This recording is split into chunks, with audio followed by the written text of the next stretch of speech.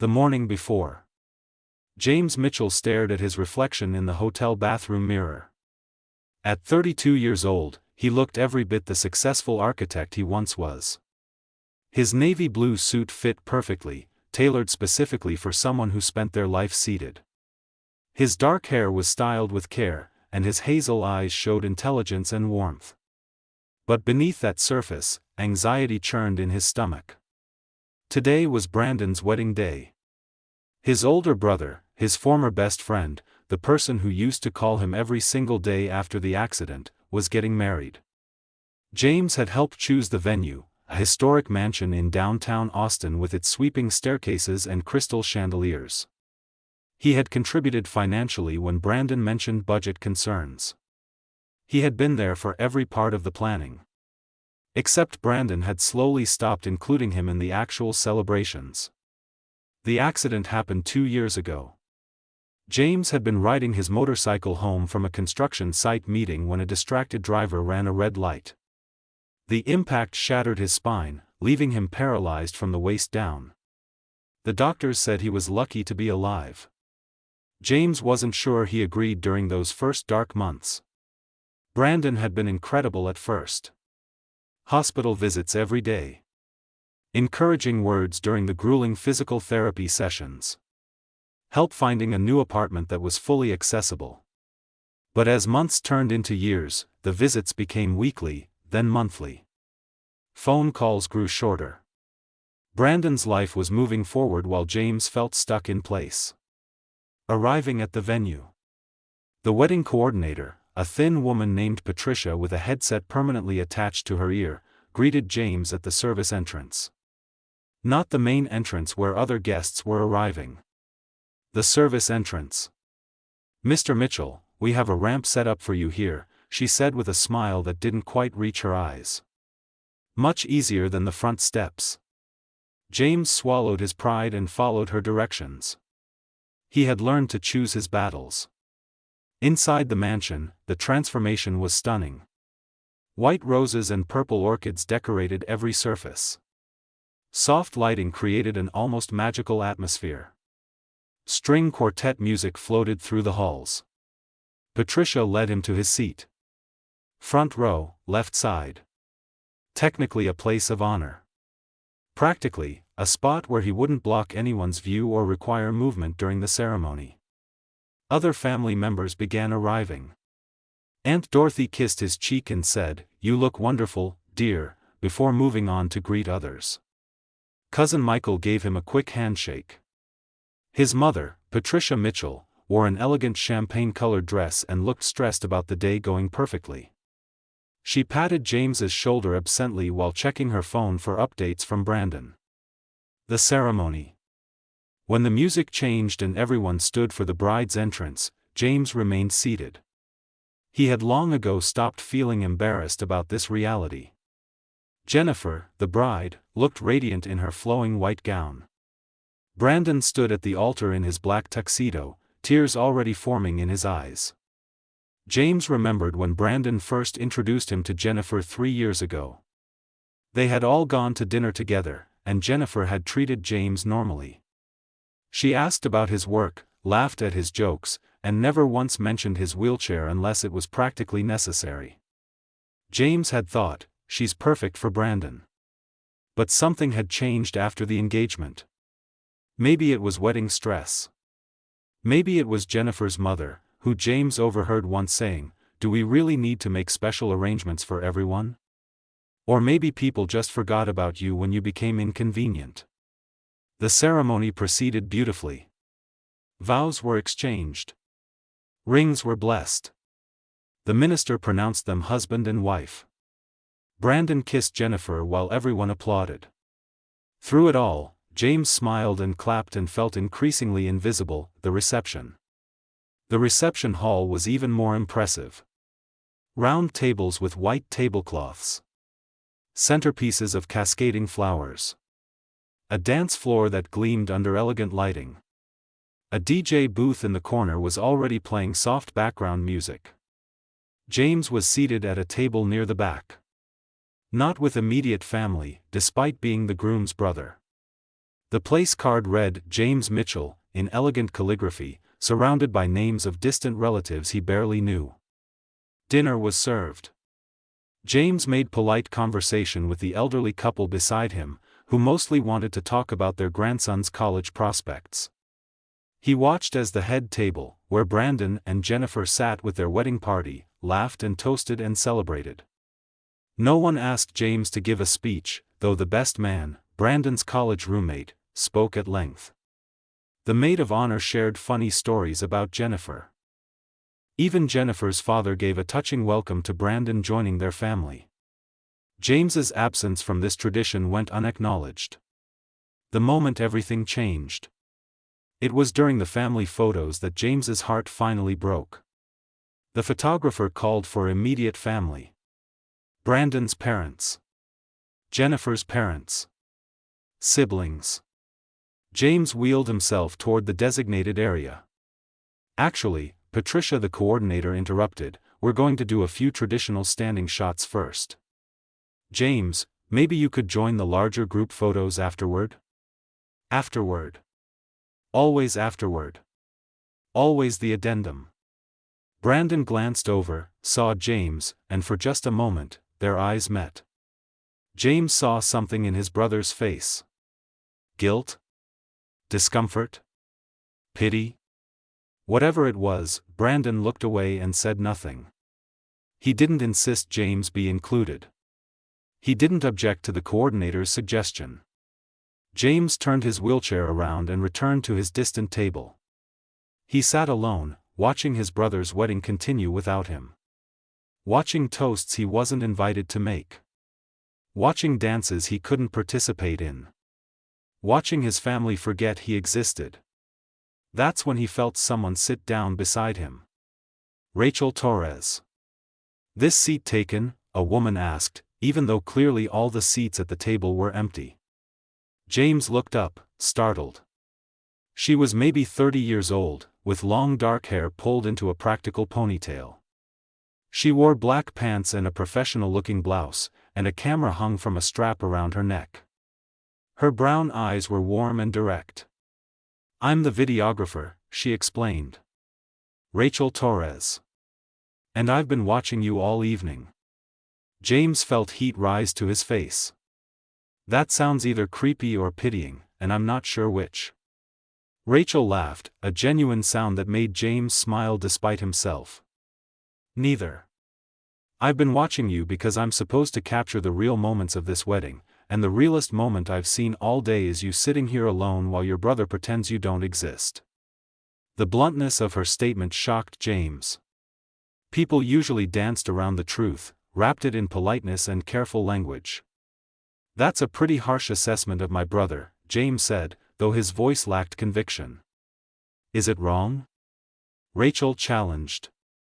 James looked toward the dance floor where Brandon was spinning Jennifer, both of them laughing. "No," he admitted quietly. "It's not wrong." Rachel set her camera down on the table. "I have something to tell you, and you might think I'm crazy. Try me. I just quit working this wedding. Mid-event. I told the coordinator I had a family emergency and recommended a backup videographer. I'm officially off the clock." James stared at her. "Why would you do that?" "Because," Rachel said, meeting his eyes with an intensity that made his breath catch, "I'm tired of filming people being excluded and pretending it's normal. I'm tired of capturing perfect moments that ignore painful truths. And mostly, I'm tired of watching good people sit alone at celebrations that should include them." "You don't even know me," James protested. "No," Rachel agreed. "But I'd like to. And I figured you could use some company from someone who actually sees you." For the first time all day, James felt something warm spread through his chest. Not pity. Not awkwardness. Just simple human recognition. "I'm James," he said, extending his hand. "I know," Rachel replied, shaking it firmly. "The groom's brother. The architect. The man who's been invisible all night. Want to tell me your story?" And just like that, everything changed. Breaking the silence, Rachel pulled her chair closer to James, angling it so they could talk without shouting over the music. The reception continued around them, a blur of dancing couples and clinking glasses, but for the first time that evening, James felt present in the moment rather than just physically occupying space. So, Rachel began, before we dive into heavy topics, tell me something about yourself that has nothing to do with wheelchairs or weddings or family drama. James appreciated the directness. Most people either avoided mentioning his disability entirely or made it the only thing they talked about. I design buildings, he said. Specifically, I used to design corporate offices and luxury homes. Now I mostly do accessibility consulting for other architects. Used to. Rachel picked up on the past tense immediately. After the accident, my firm kept me on for 6 months. They said all the right things about accommodation and equal opportunity. But gradually, the projects dried up. Clients didn't want a disabled architect. They said it was about availability, about being able to visit sites, about insurance concerns. But really, it was about image. Rachel's jaw tightened. That's illegal. It's also nearly impossible to prove. They gave me a generous severance package and excellent references. Just no actual work. James surprised himself with his honesty. He usually kept these details private, not wanting to burden others with his struggles. What about now? The accessibility consulting? It pays the bills. Sometimes it's even rewarding, helping other architects understand how to design spaces that work for everyone. But it's not the same as creating something from scratch, seeing your vision become reality. James paused. Your turn. Why videography? Rachel's story. Rachel leaned back, her fingers absently tracing patterns on the tablecloth. My sister, Naomi, has cerebral palsy. She's 25 now, brilliant, funny, studying to be a teacher. But growing up, I watched how the world treated her.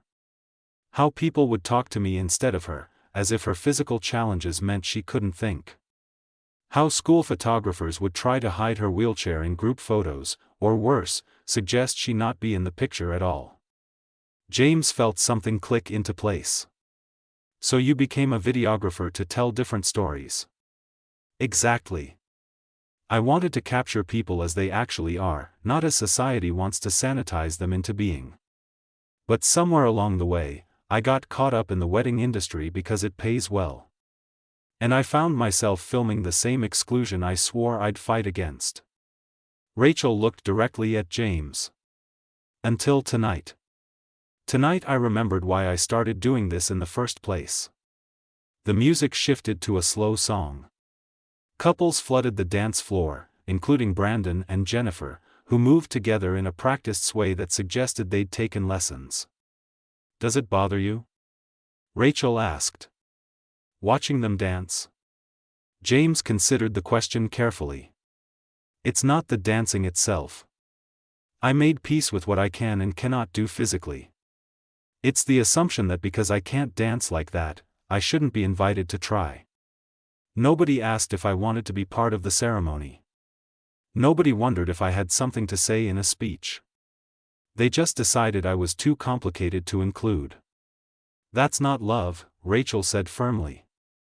That's convenience. The confrontation. As if summoned by their conversation, Brandon appeared at their table. His face was flushed from dancing, his tie loosened, his hair slightly mussed. He looked happy but confused seeing James talking with the videographer. Hey, little brother, Brandon said, using the childhood nickname that now felt patronizing. Having a good time? James set down his water glass carefully. Are you actually asking, or are you checking a box on your list of wedding duties? Brandon blinked, clearly not expecting confrontation. What's that supposed to mean? It means I've been here for 4 hours, and this is the first time you've spoken to me since the ceremony started. It means you didn't include me in any photos. It means you didn't ask me to give a speech, even though I'm your only sibling. It means you seated me at a table with people I barely know, as far from you as possible. James, come on. It's my wedding day. Can we not do this now? When should we do it, Brandon? When's a good time to talk about how you've slowly erased me from your life over the past 2 years? Rachel stood up. I should give you two some privacy.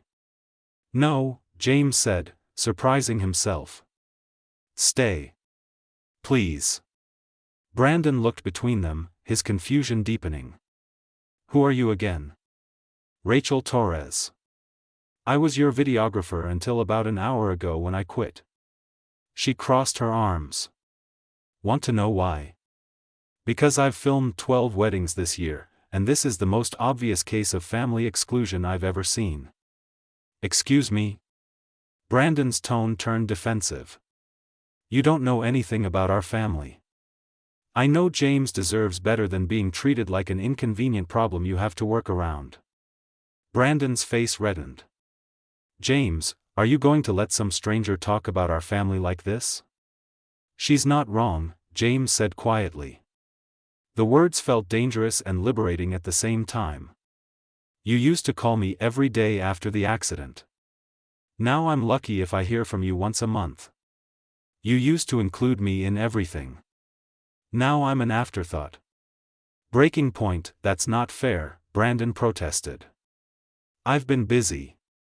The wedding, work, Jennifer's family. I've had a lot on my plate. Everyone's busy, Brandon. But people make time for what matters to them. I helped plan this wedding. I contributed money when you needed it.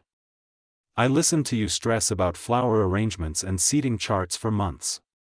And today, on your big day, you couldn't even insist I be in one family photo. Brandon looked genuinely stricken. The photographer said it would be easier to do standing shots first. I was going to make sure you were in some later. But you didn't. When it mattered, when the coordinator suggested I wait, you said nothing. You chose easy over right. The reception continued around them, but their corner of the room felt suspended in time. Rachel remained standing beside James, a silent show of support that meant more than she probably knew. I don't know what you want me to say, Brandon finally admitted, his voice thick with emotion. After the accident, everything changed. I didn't know how to act around you. Every time I suggested doing something we used to do together, I worried I was being insensitive. Every time I talked about my life moving forward, I felt guilty. It was easier to just create distance. Easier for who? James asked. Because it certainly wasn't easier for me. I lost my mobility in that accident, Brandon. I didn't want to lose my brother too. Brandon's eyes filled with tears. Around them, the reception continued its cheerful chaos, completely unaware of the painful conversation happening in their midst. I'm sorry, Brandon whispered. I'm so sorry. I thought I was protecting you, but I was protecting myself. From feeling helpless. From watching you struggle. From confronting what happened. I didn't need protection, James said. I needed presence. I needed my brother. A difficult truth. Jennifer appeared then, her wedding dress swishing as she approached. Brandon? People are asking about the cake cutting. She looked at James and Rachel, clearly sensing the tension. Is everything okay? No, James said before Brandon could deflect. Everything is not okay. But maybe it can be, eventually. Jennifer, to her credit, looked genuinely concerned. James, did we do something wrong? Rachel spoke up. With respect, Mrs. Mitchell, yes. You planned a wedding that treated James like an inconvenience rather than family. Whether that was intentional or not, it hurt him. Jennifer's face paled. I didn't mean to. The coordinator said certain arrangements would be easier for everyone. Easier isn't always better, Rachel said. And everyone should include the groom's brother. A long silence stretched between them. The DJ announced the cake-cutting ceremony. Guests began gathering around the elaborate three-tiered creation.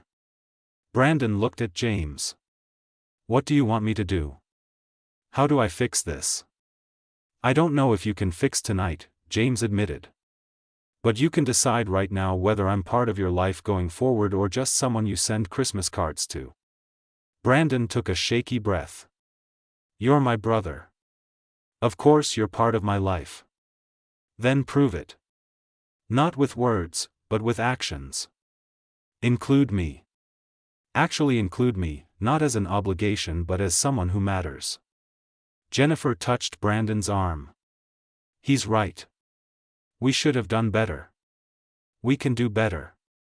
Leaving together." The cake cutting proceeded without them. Brandon and Jennifer returned to their celebration, both clearly shaken but needing to fulfill their hosting duties.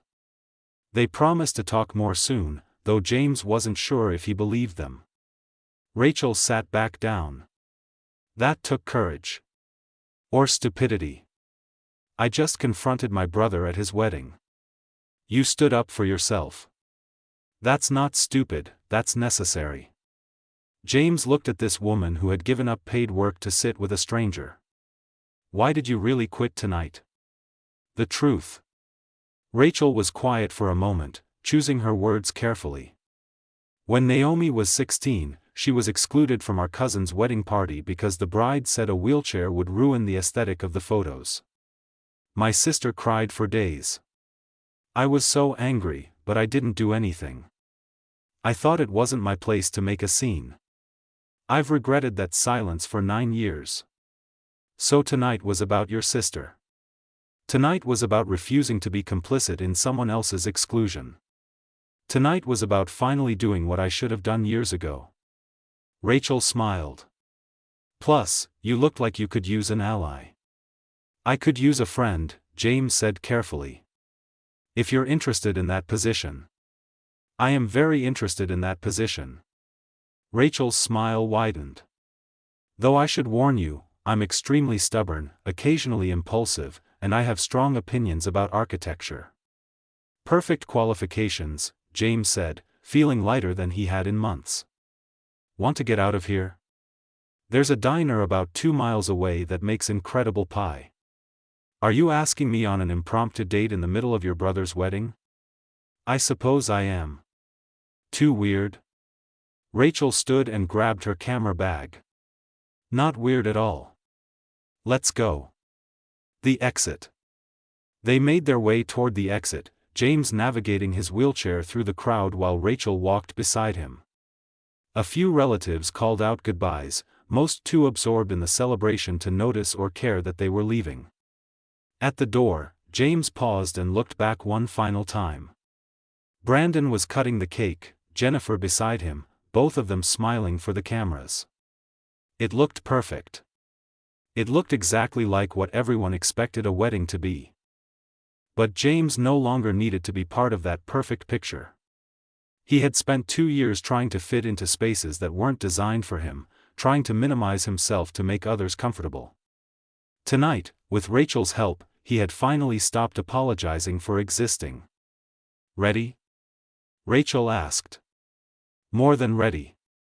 They stepped out into the warm Austin evening. The sounds of the reception faded behind them. Street lights cast long shadows on the sidewalk. Somewhere in the distance, music played from a different venue, a different celebration. "This diner," Rachel said as they headed toward the parking lot. "Does it have good coffee?" "The best in Austin." "Then let's go.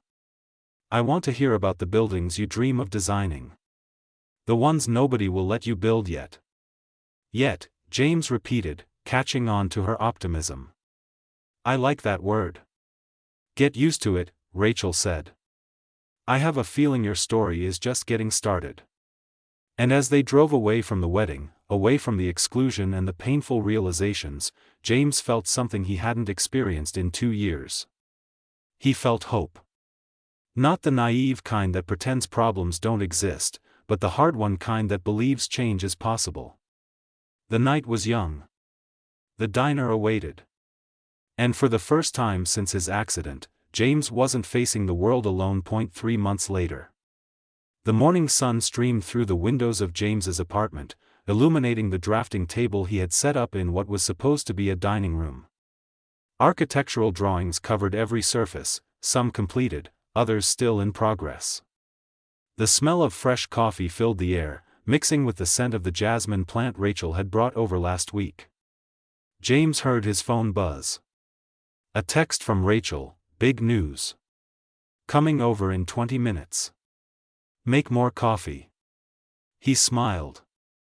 Over the past 3 months, Rachel had become a constant presence in his life. What started as pie and conversation at that diner had evolved into daily texts, weekly dinners, and a friendship that felt deeper than anything James had experienced before his accident. She had introduced him to her sister Naomi, a sharp-witted woman who had immediately challenged James to a debate about accessible urban design. They had argued passionately for 2 hours while Rachel documented their discussion for a video project she was developing. That project had consumed much of Rachel's time lately. She had started a documentary series called Whole People, featuring individuals with disabilities talking about their lives, dreams, and frustrations. The first episode, featuring Naomi discussing her experiences as a teacher with cerebral palsy, had gone viral, attracting over 2 million views in just 3 weeks. The announcement. Rachel arrived exactly 20 minutes later, bursting through the door with an energy that made James laugh. She wore jeans and a faded concert shirt, her camera bag slung over one shoulder. "Okay, so remember how I submitted the documentary series to that streaming platform," she said, not even bothering with a greeting. "The one you said was a long shot and I shouldn't get excited about? That one. They want to pick it up. 12 episodes, full production budget, creative control. James, this is real." He wheeled over to her, grabbing her hands. "Rachel, that's incredible. I'm so proud of you." She pulled him into a hug, something that had become natural between them. "You're in it too, you know. I want to feature your story. The architect who got pushed out of his profession but refuses to stop designing. I don't know if my story is that interesting." "Are you kidding? Do you know how many emails I've gotten asking about accessible design since Naomi's episode? People want to know why buildings are still being constructed that exclude entire populations. You could speak to that." James felt nervous excitement flutter in his chest. Putting his face and story out there felt vulnerable. But Rachel had shown him that vulnerability could also be powerful. "Okay," he agreed. "But only if you let me help with the architectural segments. I have thoughts about how to visually explain accessible design principles." "Deal." Rachel grinned. "Now, show me what you've been working on. You've been secretive about this project all week." The competition. James rolled over to his drafting table and pulled out a large blueprint. "There's a competition. International Design Challenge for a mixed-use development in Denver. Residential, commercial, and community spaces all integrated into one complex. The catch is that accessibility has to be a core feature, not an afterthought." Rachel studied the drawings, her eyes widening. "James, this is beautiful. It's like nothing I've ever seen. The ramps are integrated into the landscape design. The elevators are centrally located but don't dominate the aesthetic. Every retail space has adjustable counters. The residential units have flexibility built in, so they can adapt to different needs without requiring major renovations." James's voice grew animated as he explained each feature. "It's what I've wanted to design for years, but nobody would take seriously. When's the deadline?" 2 weeks. "But James, I haven't submitted to a major competition in 2 years. What if I'm not good enough anymore? What if the accident took more than just my mobility?" Rachel set down the blueprints and looked at him seriously. "Do you really believe that? Or is that your fear talking?" James was quiet for a moment. Fear had become a constant companion since the accident. Fear of failure. Fear of rejection. Fear of proving right everyone who thought his disability made him less capable. I'm terrified, he admitted. Good. That means it matters. Submit it anyway. Brandon's visit. That afternoon, as James was making final adjustments to his competition entry, his doorbell rang. Through the intercom video, he saw Brandon standing there, looking uncomfortable.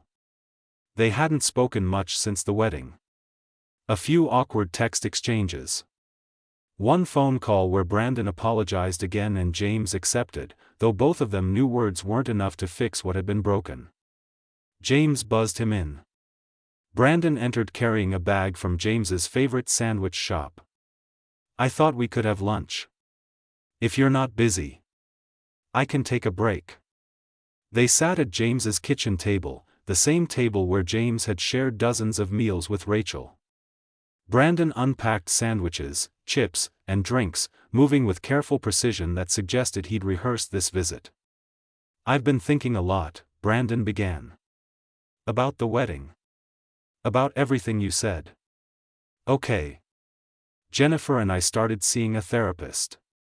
Not marriage counseling exactly, but someone who specializes in family dynamics and disability awareness. It's been eye-opening, honestly. All the ways I've been failing you without even realizing it. James took a bite of his sandwich, giving Brandon space to continue.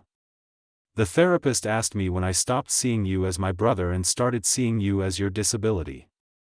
I couldn't answer because I don't remember it happening. It was gradual. Every time I suggested doing something and had to consider accessibility, every time someone asked about you and I had to explain the accident, I let those moments change how I thought of you. I'm still the same person, James said quietly. The accident changed my body, not my brain or my personality or my worth.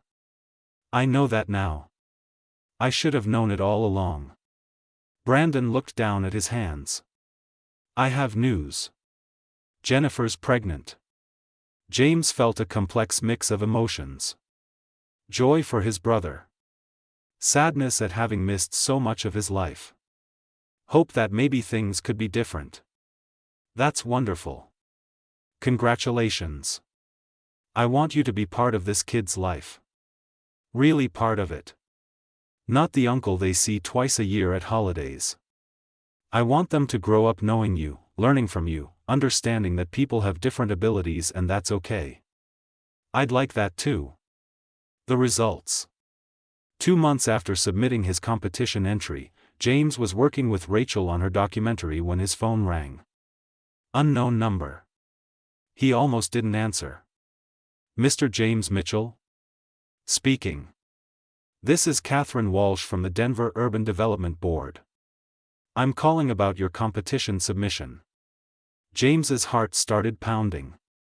Rachel noticed his expression and paused filming, moving closer. We received over 300 submissions from architects around the world. Your design stood out not just for its innovative approach to accessibility, but for its overall vision. You didn't design a building for people with disabilities. You designed a building for people, period. Thank you, James managed. I'm calling to inform you that you've been selected as one of 5 finalists. We'd like you to come to Denver next month to present your design to the full board. There's also a substantial prize for the winner, but more importantly, we're committed to building the winning design. After he hung up, James sat in stunned silence. Rachel was grinning at him, tears in her eyes. You did it, she said. You actually did it. I'm a finalist. That doesn't mean I won. You already won. You proved to yourself that you still have everything it takes. The rest is just details. James pulled her close. Over the past 5 months, Rachel had become more than a friend. She was his advocate, his supporter, his partner in reimagining what his life could be. They hadn't labeled what they had, both content to let it evolve naturally. But in that moment, James knew he loved her. Come with me, he said. To Denver. For the presentation. wild horses couldn't keep me away. The presentation. The day of the presentation arrived. James stood in front of the Denver Urban Development Board, 15 members seated in a semicircle, his design projected on a massive screen behind him.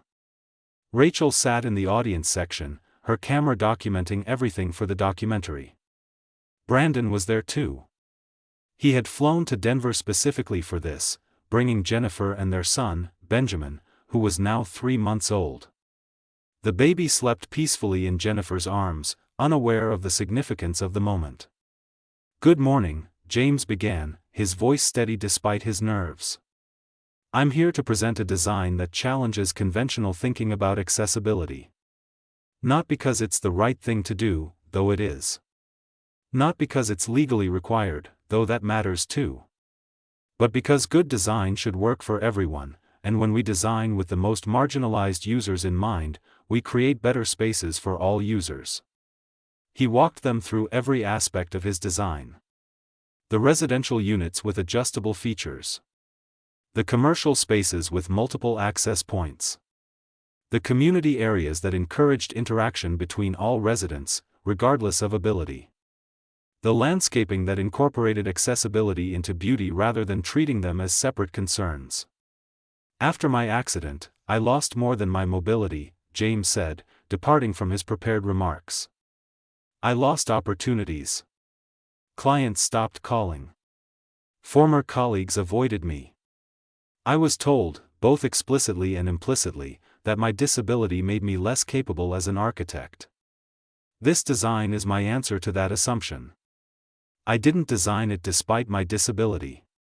I designed it because of my unique perspective, because I understand firsthand how buildings can include or exclude, empower or restrict." The room was silent when he finished. Catherine Walsh, who had called him months ago, stood up. "Thank you, Mr. Mitchell.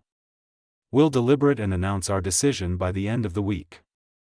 The celebration. That evening, James, Rachel, Brandon, Jennifer, and baby Benjamin went to dinner at a restaurant overlooking the Denver skyline. The city lights twinkled below them as they celebrated the presentation, regardless of the outcome. "That was incredible," Brandon said, bouncing Benjamin gently. "I had no idea you'd developed such an comprehensive vision." "I've had 2 years to think about it," James replied. "A lot of time to consider what buildings should be versus what they usually are." Benjamin started fussing, and Brandon tried to soothe him. Without thinking, he passed the baby to James. It was such a natural gesture, trusting James to hold his son, that both brothers froze for a moment, realizing the significance. James cradled Benjamin carefully, and the baby immediately calmed, looking up at his uncle with wide, curious eyes. "He likes you," Jennifer said softly. "He has good taste," Rachel added, squeezing James's shoulder. 3 days later, Catherine Walsh called again. James had won. Not only had he won, but the board was so impressed they wanted to hire him as a consultant on 3 additional projects. His career, which had felt over 2 years ago, was suddenly roaring back to life. 6 months later. The documentary, Whole People, premiered its 6th episode, featuring James's story. Rachel had filmed everything from his initial competition submission to the announcement of his win to his first day on site in Denver, consulting on the project that would bear his design vision. The episode went viral, shared by accessibility advocates, architects, and people who simply connected with James's journey from exclusion to recognition. His inbox flooded with messages from other architects with disabilities, from students who wanted to learn from him, from clients seeking his expertise. But the moment James treasured most came on a Sunday afternoon. Brandon, Jennifer, and Benjamin visited his new apartment in Denver, where James had relocated to work on the project.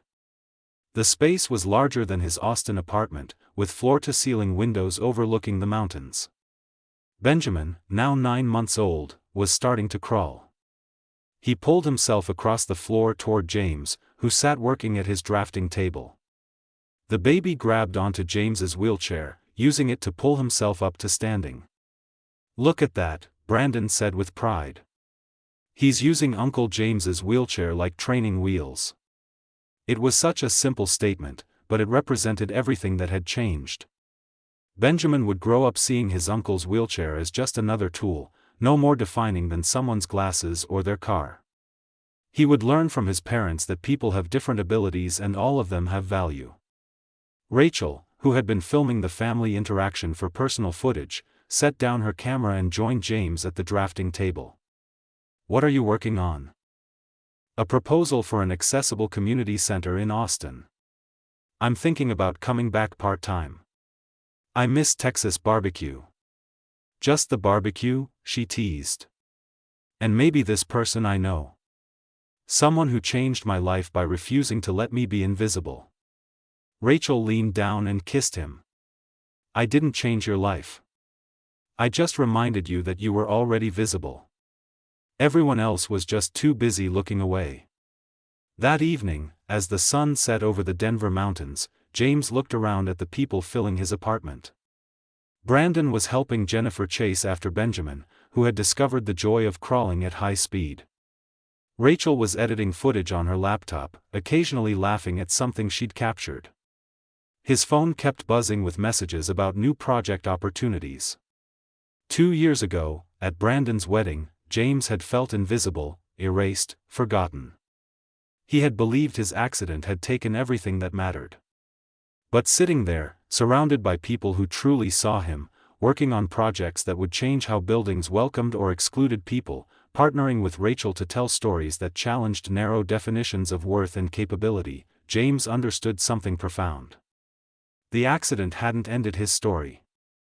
It had simply turned the page to a new chapter. A chapter where he was no longer trying to fit into spaces designed without him in mind. Instead, he was designing new spaces, building new relationships, creating a life that didn't just accommodate his disability but honored his full humanity. "Hey," Rachel called over. "Come look at this shot I got of you and Benjamin. It's perfect for the documentary." James wheeled over to see the image. In it, he was holding his nephew, both of them laughing at something, completely natural and unself-conscious. It wasn't a picture of a disabled man with his nephew. It was simply a picture of an uncle and his nephew, sharing a moment of joy. That was the revolution Rachel had started that night at the wedding. Not by making grand gestures or dramatic speeches, but by sitting down beside someone who had been left alone and simply seeing him. Sometimes changing the world starts with something that's simple. Seeing someone. Really seeing them. And refusing to look away. James saved the image to his phone. Someday, when Benjamin was older, he would show it to him and tell him the story of how his Uncle James went from invisible to unforgettable. How one woman's choice to sit beside a lonely man at a wedding sparked a cascade of changes that rippled through multiple lives. But for now, James simply enjoyed the moment. The laughter in his apartment. The projects on his drafting table. The future stretching out before him, full of possibilities he had once thought were lost forever. He had been left alone at his brother's wedding. But he hadn't stayed alone. And that had made all the difference.